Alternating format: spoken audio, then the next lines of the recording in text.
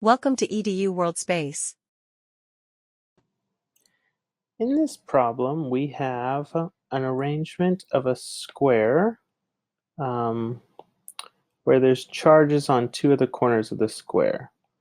So the orientation is not unique, but for this point, I'm going to choose it to where Q1 is here, Q2 is here, and then they tell us that point A is in the middle, and point B is on the corner closest to Q2. So that would, for my picture, mean that B is up here.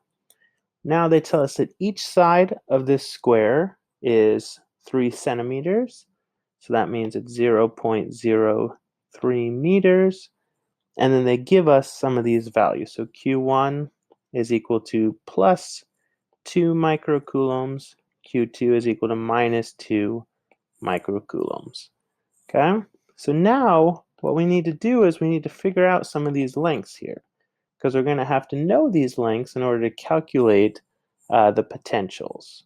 So first I'm going to do this triangle that I have drawn here. So this triangle is simply 0.03, 0.03, and then A will be in the middle, so whatever we find the hypotenuse to be, the length from Q1 to A will just be half of that.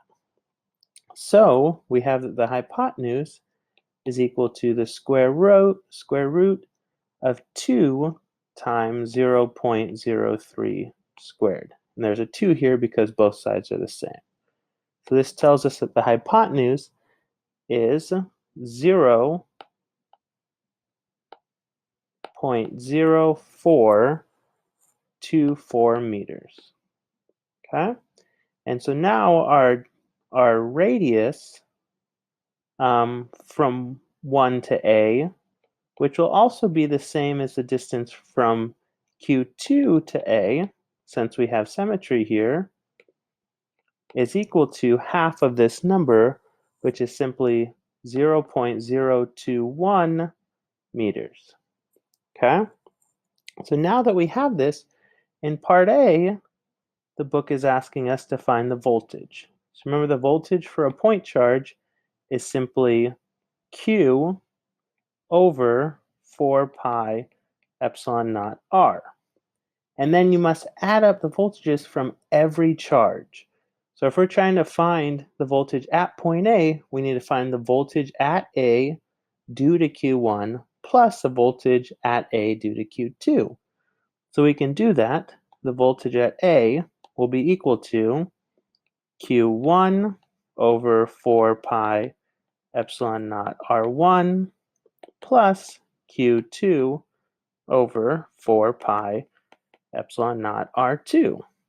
But since R1 is equal to R2, this is simply equal to Q1 plus Q2 over 4 pi epsilon naught R1, or R2. And then we see that Q1 and Q2 actually have the same magnitude but opposite signs. So when you add them together here, you're going to get that the voltage at point A is simply 0 volts. Okay, and that's it for part A. So now if we move on to part B, the book is asking us to find the voltage up at the top of our square at point B. So just to remind you, this is point B, this is Q1, this is Q2. Okay, and we already found that this length here, okay, which is R1 in this now, is equal to 0.0424 meters. So now we just do the same thing we did in part A. The voltage at location B is equal to Q1 over 4 pi epsilon naught R1 plus Q2 over 4 pi epsilon naught R2. But now R1 and R2 are different values. R2 is just the side of this square, the distance between Q2 and B. So this is simply 0.03 meters. And now you can simply plug in these values, being very careful that Q1 and Q2 are in microcoulombs, so you must convert into coulombs. And you'll find that the value is negative 1.75 times 10 to the 5th volts. Okay? And the reason this is negative is because Q2 was actually a negative charge. So you get a negative answer when you plug it in.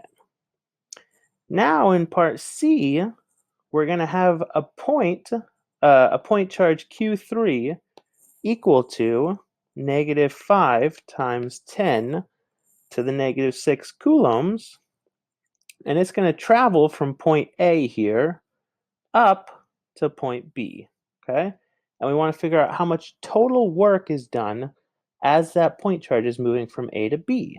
So we can simply remember that work is equal to negative delta U. So this will be equal to negative U final, which is UB, minus initial, which is UA. Okay? So this will simply be equal to UA minus UB. And now we just remember that U is equal to Q naught V, where Q naught is the charge that we're considering moving or changing potential energy.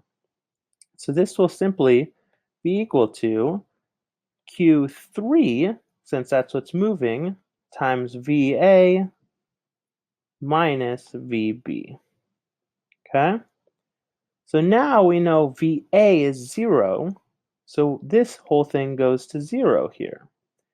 And what we're left with is simply the work from A to B is equal to minus Q2 times the voltage at point B. The voltage is negative and Q2 is negative. So when we plug in these values, we find that the work from A to B is simply, this is a Q3, is simply minus 0.877 joules. And this work is negative, which is as we would expect, because a negative charge, charge 3, wants to move from low to high potential, and VB is at a higher potential, so it's trying to move to that point.